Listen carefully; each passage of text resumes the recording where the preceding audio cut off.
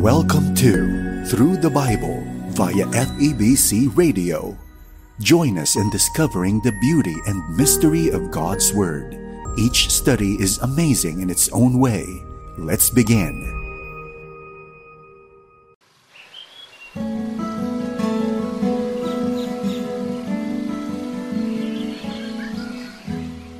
Dahil sa matagal na proseso ng pagsasaayos ng isang kaso, iniisip ng marami na natutulog ang batas.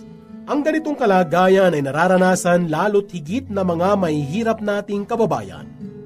Ang pagpapaliban sa katarungan ay pagtalikod rito, at ang mabilis na paghatol ay kawalang pagsusuri. Ngunit alam nyo bang hindi matatagpuan sa lupa ang tunay na Korte Suprema?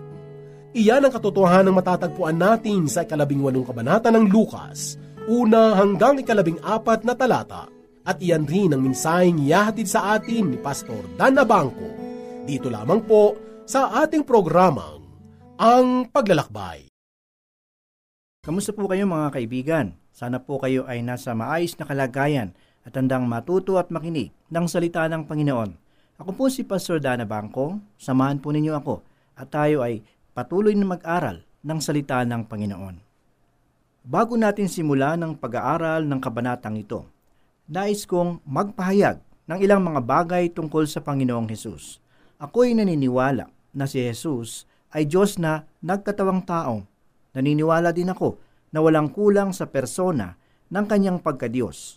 Hindi ito nabawasan dahil siya ay nagkatawang tao.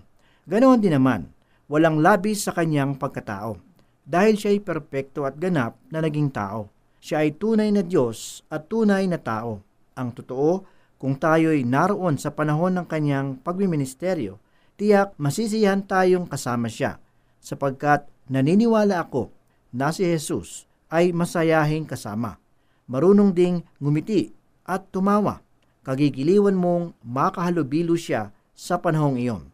Kung papaano mo ninanais na makasama ang mga taong gusto mo, ganun mo rin nanaisin na makasama siya. Bakit ko nasabi ang ilang bagay na ito tungkol sa Panginoong Hesus? Sapagkat papasok na tayo sa pag-aaral ng mga kabanatang nagpapakita kung papaano pinasaya, pinaiyak, pinangiti at pinagalak ni Hesus ang mga tao, mayaman man o mahirap. Sa sandaling panahon ng kanyang pakikisalimuha, ang mga taong ito'y nadulutan niya ng kasiyahan sa buhay. Dahil sa tinugunan niya ang kanilang mga katanungan, suliranin at pangangailangang pisikal at espiritual. Sa kabanatang 18, tatalakayin natin ang ilang mga kaganapan sa ministeryo at paglilingkod ng Panginoong Hesus. Ang mga ito'y maaaring mag-iwan sa atin ng karanasan sa buhay pananampalataya. Sa huli, maaari ding ito'y magbigay ng kasabikan sa atin na makasama at makahalubilo ang Panginoong Hesus. Unahin po natin ang pagtalakay sa talinhaga tungkol sa babaeng balo at sa hukom. Ganito ang pangyayari ayon sa talatang 1 hanggang 8. Ganito ang pangyayari ayon sa talatang 1 hanggang 8 ng kabanatang 18. Isinaysay ni Hesus ang isang talinhaga upang ituro sa kanila na dapat silang manalangin lagi at huwag manghinawa. Sa isang lungsod, wika niya, may isang hukom na hindi natatakot sa Diyos at walang taong iginagalang. Sa lungsod ding iyon ay may isang babaeng balo na punta ng punta sa hukom at humihingi ng katarungan. Tinanggihan siya ng hukom sa loob ng ilang panahon, ngunit ng malaunan ay nasabi nito sa sarili, bagamat hindi ako natatakot sa Diyos, ni gumagalang kanino man, igagawad ko ang katarungang hinihingi ng babaeng ito, sapagkat lagi niya akong ginagambala. Baka pa ako mainis sa kapaparito niya. At sinabi ng Panginoon, narinig ninyo ang sinabi ng masamang hukom, hindi ipagkakait ng Diyos ang katarungan. Ngunit pagdating ng anak ng tao sa daigdig na ito, may makikita kaya siyang mga taong nananalig sa kanya? Ang pangunahing nilalaman ng talinhagang ito ay tungkol sa kahalagahan ng pananalangin sa kasalukuyang panahon. Ano ang mayroon sa panahon natin ngayon? Bakit iminungkahi ni Jesus ang kahalagahan ng pananalangin? Dahil ang puso ng tao ngayon ay nababalutan ng kawalan ng pananampalataya sa Diyos. Ito ang dahilan kung bakit nais ng Panginoong Hesus na maging mahalagang sangkap ng ating buhay ang pananalangin sa araw-araw. Nais niyang lumago ang ating pananampalataya habang ang mundong ito'y patuloy na nawawalan na ng pananampalataya. Ito'y pinatunayan ng kanyang katanungan sa 8 talata. Ngunit pagdating ng anak ng tao sa daigdig na ito, may makikita kaya siyang mga taong nananalig sa kanya? Sa puntong ito, masasabi kong kailangan na magising tayo sa katotohanan. Kung dumating na ang labis na kahirapan o kapighatian, 2 bagay lamang ang maaari nating gawin. Tayo'y matakot at tuluyang manghinawa o patatagin ang ating pananampalataya sa pamamagitan ng pananalangin. Huwag nating hayaan ang ating sarili na manghinawa at mawala ng pananampalataya sa panahon ng labis na kahirapan. Sa halip, mas lalo tayong manghawakan sa ating pananampalataya sa Diyos. Ito ay magagawa natin sa pamamagitan ng pananalangin walang patid. Kapag sinabi nating panalangin walang patid, hindi ibig sabihin ito na maghapon at magdamag na lamang tayong nakaluhod. Ang pananalangin po ay isang bahagi ng buhay ng bawat mananampalataya.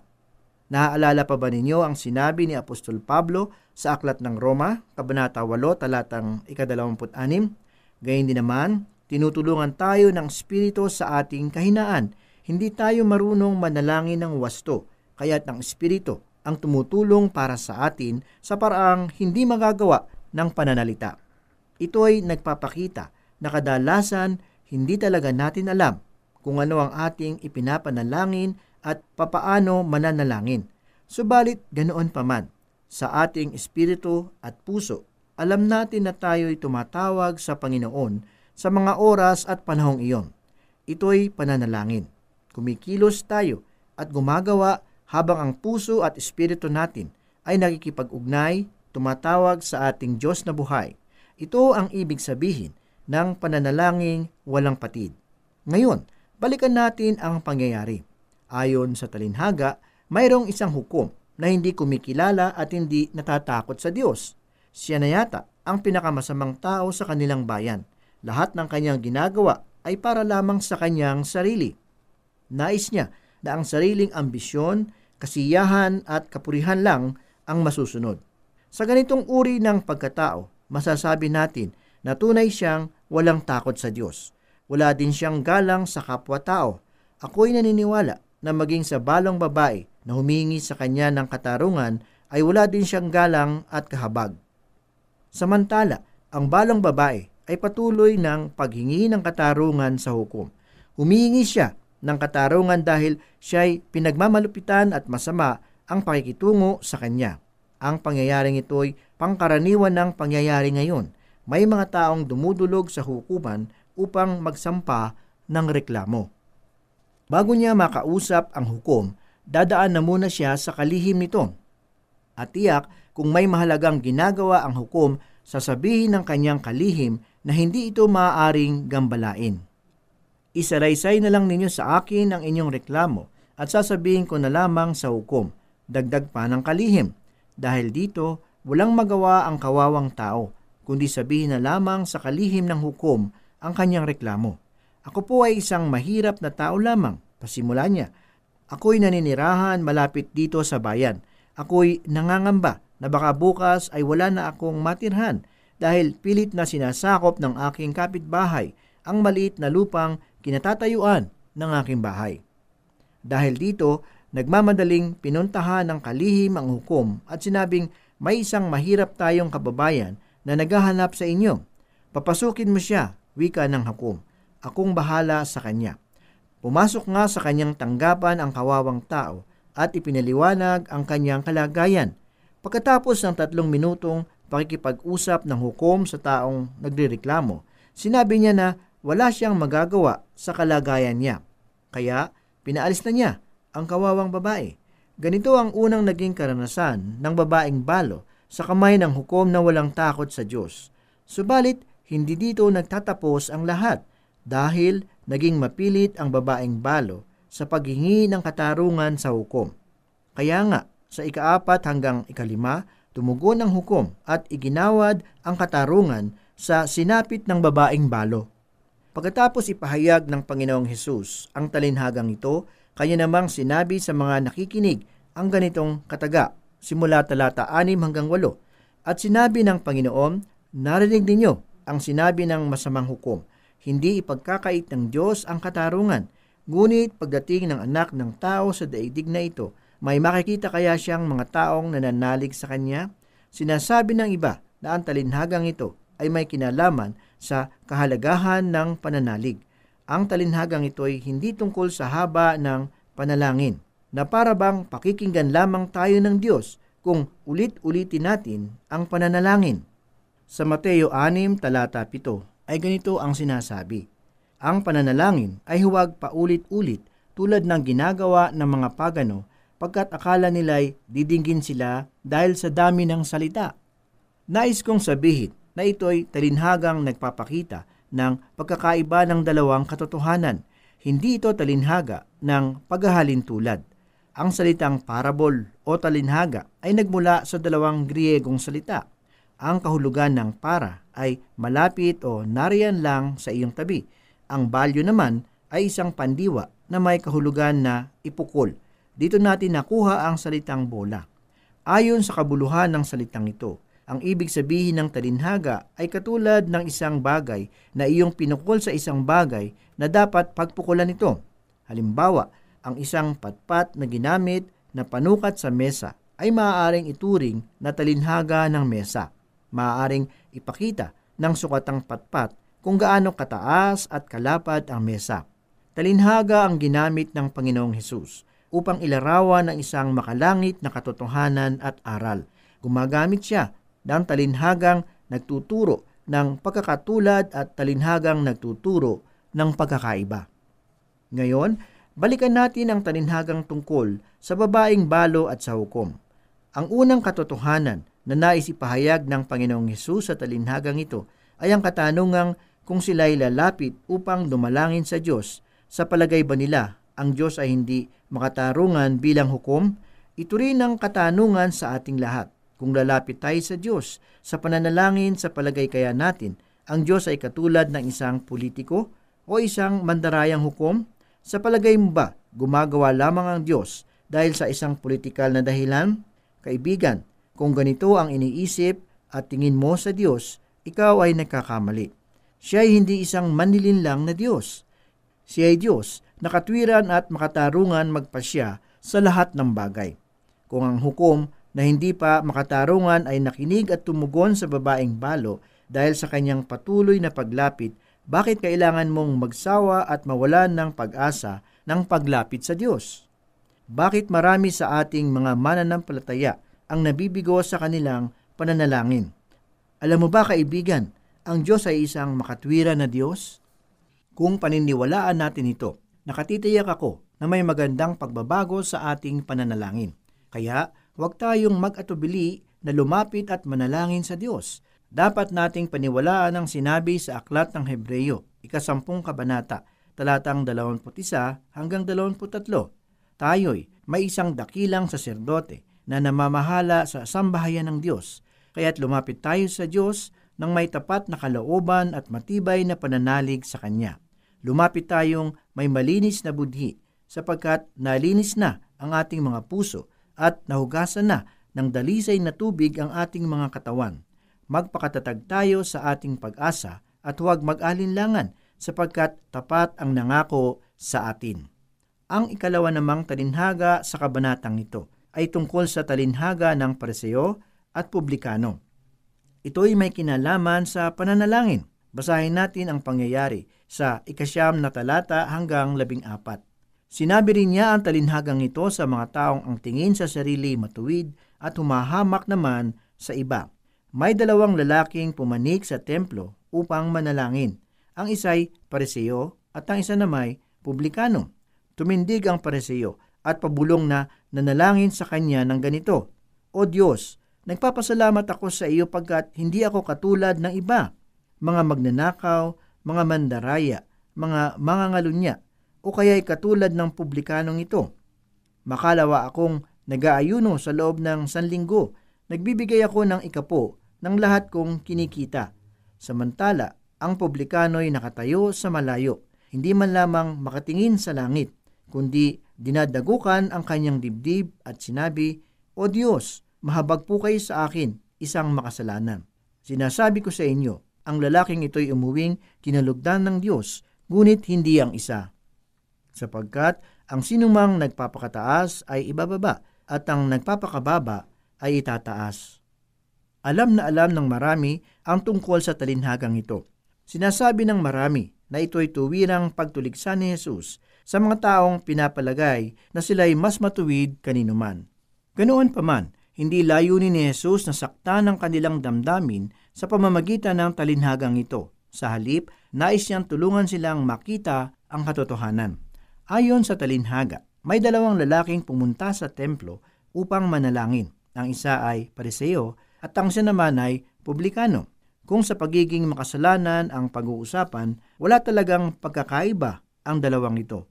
Ang Pariseo ay isang mapagbalat kayong tao sa relihiyosong samahan, samantalang ang publikano ay isang mandaraya at magnanakaw ng kaba ng bayan. Ganun pa man, tinuturing ng marami na mas malapit sa Diyos ang mga Pariseo, kaya nga naroon siya sa loob ng templo at doon nananalangin dahil siya ay may ganap na pahintulot upang makapasok sa dakong banal. Siya ay nagsimulang manalangin. Sa kanyang unang pananalita sa sarili, kanyang sinabi na hindi siya katulad ng iba. Tinutukoy niya ang mga taong gumagawa ng pagnanakaw, pangangalunya at iba pang kasalanan. Puspos ng pagbabalat kayo siyang nagpasalamat sa Diyos dahil hindi siya katulad ng publikanong naroon sa labas at taimtim na nananalangin. Pagkatapos, sinabi rin niya sa Diyos kung ano ang mabubuti niyang ginagawa. Sinabi niya na siya ay 2 ulit sa isang linggo kung mag-ayuno. Siya rin ay nagbibigay ng 10 sa lahat ng kanyang ari-arian. Kung titignan natin, para bang napakabuti niyang tao at marahil nais natin na siya ay makasama sa sambahan. Subalit kapansin-pansin ang sinabi ng Panginoong Hesus sa kanyang pananalangin. Sinabi ni Hesus na ang Pariseo ay nananalangin sa kanyang sarili. Sa madaling salita, siya ay nagmamapuri at nagsasalita sa kanyang sarili. Kinakausap niya ang kanyang sarili upang ito ay paniwalaan na siya ay matuwid sa lahat ng bagay at hindi nagkakasala. Iniisip niya na siya ay nakikiusap sa Diyos, subalit ang katotohanan, ang kanyang sarili lamang ang kanyang kausap. Sa madaling sabi, ang kanyang mga panalangin ay naglalaro lamang sa hangin. Tinatapik niya ang kanyang sariling balikat.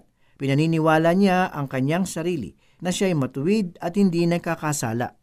Kailanman ay hindi tatanggapin ng Diyos ang ganitong pananalangin. Sa labas naman ng templo, sa may pintuan nakatayo ang isang publikano at taimtim na nananalangin. Siya ay isang taong makasalanan, taong mababa ang uri, mapagsamantala sa mahihirap at sa kaba ng bayan. Itinakwil ang sariling bayan upang kumita para sa sariling kapakanan. Sa panahon nila, pinaparatangan ang sinuman ng pagtalikod sa kanyang bayan kung siya ay isang publikano. Nangangahulugan na ang pagtalikod sa bayan ay pagtalikod na rin sa kanilang relihiyon. Dahil sa kinanang salapi, mas ninais niyang maging gahaman at lumihis ng landas ng Diyos. Kayamanan at pagpapayaman ang laman ng kanyang isipan. Ganun pa man, nararamdaman niyang uhaw ang kanyang puso sa Diyos. Ito'y malinaw na inilahad sa buhay ni Sakeo na isang publikano. Tunay na ang kanilang puso ay uhaw sa Diyos at sa kanyang salita. Kaya nga ang publikanong ito ay labis na nahihirapan sa kanyang kalooban. Alam niyang wala siyang karapatang pumasok sa templo at humingi ng habag sa Diyos. Habang nakatayo sa labas ng templo ang publikano, patuloy naman na dinadagukan ang kanyang dibdib. Sa pagkakataong ito, nagsalita siya at sinabi sa Diyos, O Diyos, ako'y isang makasalanan at nalalaman ko na wala akong karapatan na humingi ng habag mula sa iyo.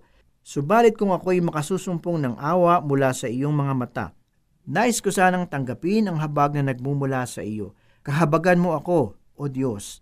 Sinabi ng Panginoong Hesus na pinakinggan ng kanyang dalangin. Siya ang gumawa ng luklukan ng habag para sa publikanong ito. Kaya nga sinabi sa unang aklat ng Juan, 2 kabanata, 2 talata ang ganito, sapagkat si Kristo ang handog sa ikapagpapatawad ng mga kasalanan natin at kasalanan din ng lahat ng tao. Kabilang ang publikanong ito sa tumanggap ng habag sa kapatawaran ng Diyos sa pamamagitan ng ating Panginoong Hesukristo. Ngayon, hindi na kailangang hilingin sa Diyos na siya ay mahabag sa iyo dahil siya ay tunay na mahabagin sa lahat ng tao na lumalapit sa Kanya ng may pagpapakumbaba. Sa mga taong taos-pusong humihingi ng kapatawaran sa kanilang mga kasalanan, sa mga taong handang tanggapin ang Panginoong Hesus bilang kanilang Diyos na tagapagligtas. Lumapit ka kay Hesus upang makamtan ang Kanyang habag at biyaya. Ipagpatuloy po nating pag-aralan ang Kabanata 18 ng Lukas. Pag-aralan natin ang nalalabing 3 pangyayari. Aalamin natin sa mga pangyayaring ito ang mga bagay na ginawa ni Jesus sa mga taong lumapit sa Kanya. Ano ang ginawa ni Jesus sa mga taong ito? Tandaan natin na hindi lahat ng lumapit kay Jesus ay may layuning sumunod at manampalataya sa Kanya ni Kristo. Purihin ang salita ng Panginoon. Manalangin po tayo.